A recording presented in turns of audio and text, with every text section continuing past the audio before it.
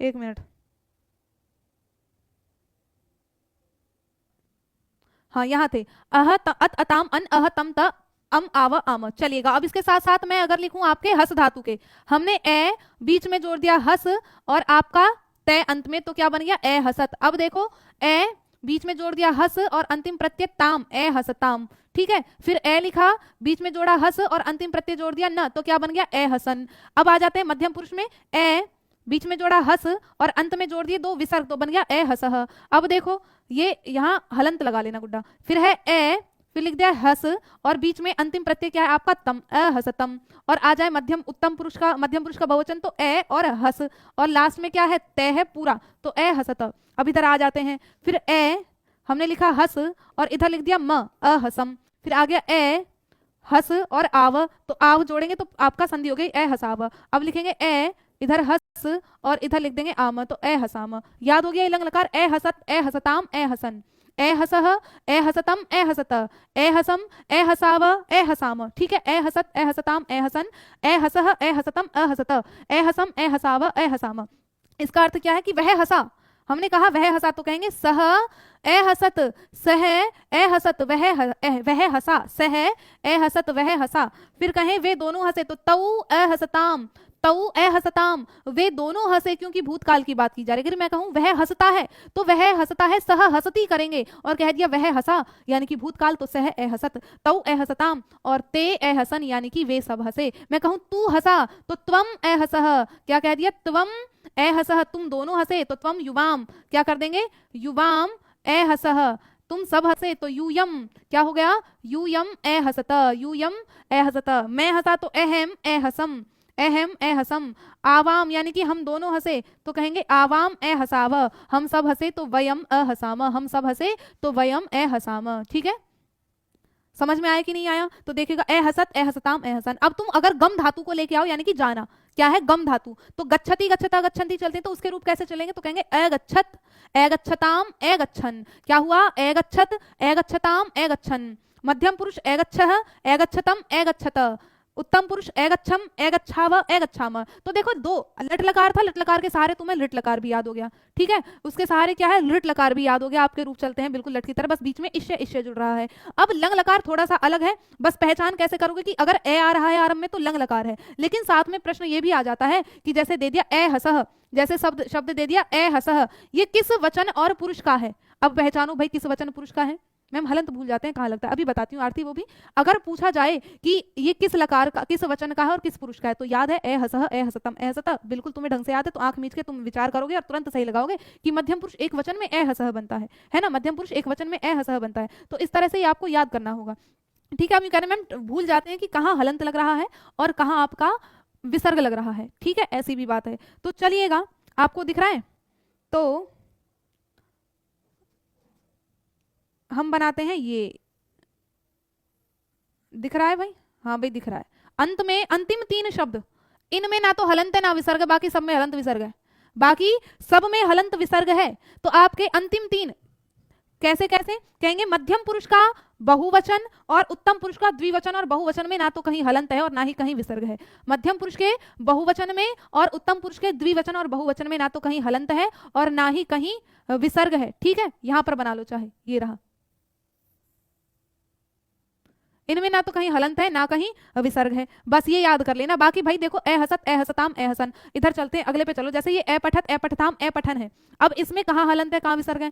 अब ये याद रखना ए पठत अगर पहले की बात करें तो इसके त में हलंत है, और वहीं द्वितीय, ये मध्यम, ये प्रथमा द्वितीय कर दिया है, एक मिनट, ये प्रथम पुरुष है, ये मध्यम पुरुष है और ये उत्तम पुरुष है। क्या है, तो कहेंगे ये उत्तम पुरुष है, ठीक है। तो ए पठत के प्रथम पुरुष के एक वचन में हलंत होता है, लेकिन मध्यम पुरुष के एक वचन बहुवचन सेम है, बस हलंत नहीं है। तो हलंत ने क्या कर दिया, अगर तुमने हलंत लगा दिया तो तुम प्रथम पुरुष एक वचन में हो, अगर हलंत नहीं लगाया तो वो क्या है आपका मध्यम पुरुष बहुवचन है, ठीक है। वो क्या है, वो मध्यम पुरुष बहुवचन हो जाता है, ठीक। समझ में आ रहा है कि नहीं आ रहा। तो ए पठत मैंने कहा कि वे हम तुम सब पढ़ते, तुम सबने पढ़ा, तो तुम सबको क्या कहते हैं, त्वम युवाम यूयम, है ना, तुम सबने पढ़ा तो तुम कहोगे जी यूयम ए पठता, यूयम ए पठता हो जाएगा। अगर किसी ने हलंत लगा दिया तो भैया तो उसका तुरंत कटेगा कि नहीं कटेगा भाई, एक हल्का सा डंडा ही तो लगा था पर अर्थ का अनर्थ हुआ कि नहीं हुआ, क्योंकि नियम पूरा लिखेंगे, यूयम अपठत, ये इन दोनों में डिफरेंस है। तो अपठत अपठता अपठातम, अपठातम नहीं है, अपठताम, अपठत अपठताम, थोड़ा सा इसको सही करना पड़ेगा, अपठत अपठताम अपठन, पठताम, अब सही है, अपठत अपठताम अपठन अपठह अपठतम। अब दूसरी बात और याद रखनी है, ताम तम, ये वाला मामला भी है भाई। अगर द्विवचन की बात करें, प्रथम पुरुष के द्विवचन की, तो आपका क्या जुड़ता है, ताम जुड़ता है। और अगर मध्यम पुरुष के द्विवचन की बात करें तो आ का डंडा हट जाएगा, तम जुड़ जाएगा। क्या जुड़ेगा, तम। ताम और तम, इसमें भी बहुत फर्क है ना। तो ताम तम का भी ध्यान रखना है। मध्यम पुरुष का द्विवचन है तो तम, और प्रथम पुरुष का द्विवचन है तो आपका तम हो जाता है, ठीक है। अब दूसरा पठावा और पठाम, ये अगर आप पठती के रूप याद करो तो पठती में क्या चलता है, उत्तम पुरुष में पठामी पठावह पठामह, चलता है कि नहीं चलता है, हाँ जी चलता है। पठामी पठावह पठामह, ये किसका है, ये लट लकार के उत्तम पुरुष का बहुवचन है। अब देखो यहाँ पर भी पठाव है, यहाँ पर भी पठाम है, यहाँ पर भी पठावा, यहाँ पर भी पठाम, बस क्या है, इसमें ए लगा हुआ है, हाँ जी इसमें ए लगा हुआ है। लेकिन एक और चेंज है कि आपका अगर उत्तम पुरुष का लट लकार है तो उसमें विसर्ग है और इसमें विसर्ग नहीं है। इसमें क्या है, इसमें विसर्ग नहीं है। ए तो हमें सब में जोड़ना ही जोड़ना है, लेकिन साथ साथ आपको यहाँ के विसर्ग में भी ध्यान रखना है, क्योंकि हम फ्लो में जैसे लट लकार सबको रटा हुआ है तो फ्लो में यहाँ पर भी हम विसर्ग लगा देते हैं, क्योंकि ध्यान तो देते नहीं है। लेकिन जब एग्जाम में पेपर सामने आता है ना, फिर वहां पर ध्यान जाता है कि भाई इसमें हलंत है, विसर्ग है कि नहीं है। और वो गलती जब ध्यान पेपर में बैठ के जा रहा है तो गलत होना ही होना है। तो पेपर में बैठने से पहले ही ध्यान दे लो इन चीजों का, तो गलती की संभावना ना के बराबर हो जाती है, ठीक है। तो ए पठाव ए पठाम, यहाँ पर विसर्ग नहीं है ना, यहाँ पर विसर्ग नहीं है। और एक और बात याद करो, ये जो लंग लकार है इसमें केवल और केवल एक ही जगह विसर्ग है, किसमें, मध्यम पुरुष के एक वचन में, ए पठह में। बाकी हर जगह हलंत है। ए पठत में हलंत है, ए पठताम के मैं में हलंत है, ए पठन के न में हलंत है, ए पठम के मैं में हलंत है, ए पठतम के मैं में हलंत है ना। तो जहां आपका केवल एक ही जगह विसर्ग आ रहे हैं, कौन से, मध्यम पुरुष के एक वचन में। तो ए पठह अगर आ जाए तो क्या है, मध्यम पुरुष का एक वचन, जहां भी विसर्ग दिखाई दे रहा है ए के साथ, है ना, ए के साथ अंतिम वर्ण में अगर विसर्ग दिखाई दे रहा है तो क्या है, वो हमारा मध्यम पुरुष का एक वचन है, ठीक है। तो ए पठत, बोलो मेरे साथ, ए पठत ए पठताम ए पठन। अगर हम शुद्ध उच्चारण करके भी बोले ना तो बहुत सी चीजें हमें याद हो जाती हैं। तुम्हें पता है भाई, जब हलंत है तो आधा बोलेगा, हाँ भाई आधा बोलेगा, तो बोलो ए पठत, है ना, तय आधा। तो ए पठत ए पठत नहीं कहना है, त बोलोगे तो आपका पूरा स्वर जुड़ा हुआ है उसमें, तो वो ए पठत ये है ना। तो ए पठत ए पठताम ए पठन ए पठह ए पठतम ए पठत। अब ये ए पठत है तो जैसा शब्द लिखा है उसको वैसा ही बोल दो, है ना, उसको वैसा ही बोल दो।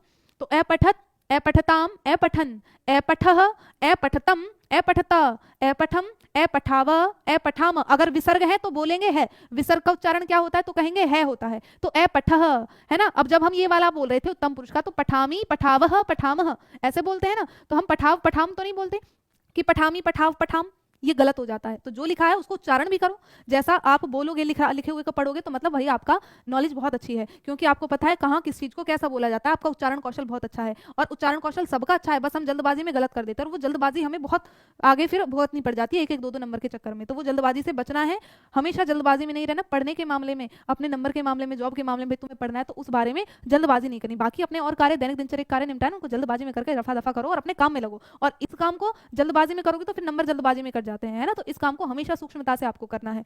तो ए पठम ए पठाव ए पठाम, विसर्ग तो मैं बोल नहीं रही तो आप भी नहीं बोलोगे, यहां बोलूंगी तो यहां आप भी बोलोगे। पठामी पठावह पठामह, विसर्ग आपको बोलने में नजर आ रहे हैं तो आप भी ऐसे ही बोलेगा। शुद्ध उच्चारण करके पहले ही याद कर लोगे तो गलती से अपने आप बच जाओगे। और इसलिए मैं गलती जो तुम करते हो उनकी तरफ आपका ध्यान आकर्षित कर रही हूँ पहले। अब लास्ट बार एक बार और उच्चारण करके फिर आगे बढ़ जाएंगे, आपके लोट लकार और विधिलिंग लकार पढ़ेंगे, ठीक है। चलिएगा, ए पठत ए पठताम ए पठन, बोलो ए पठत ए पठताम ए पठन, ठीक है। अब मध्यम पुरुष, ए पठह ए पठतम ए पठत, बोलो ए पठह ए पठतम ए पठत ए पठम ए पठाव ए पठाम, बोलिएगा ए पठम ए पठाव ए पठाम, ठीक है। चलिएगा, बहुत शानदार, समझ में आ गया ना। अब आगे बढ़ते हैं, कहाँ